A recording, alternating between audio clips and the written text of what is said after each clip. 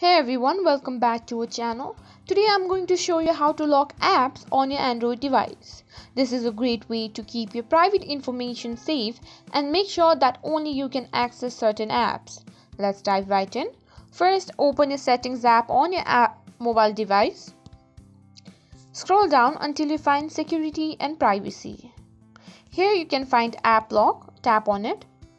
Here you'll need to enter your password if you've already locked anything. If not, you'll need to create a password. Here you can see the toggle. Whichever app you want to lock, you can simply toggle it on and it will be locked. For example, I'll give you Instagram. Go back. Then you need to try to open the app which you've locked. Here, as you can see, you'll need to enter the password to open any app that you've locked. And that's it.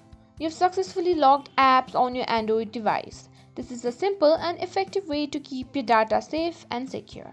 If you found this video helpful, please give it a thumbs up and subscribe to our channel for more tech tips and tutorials. Thanks for watching.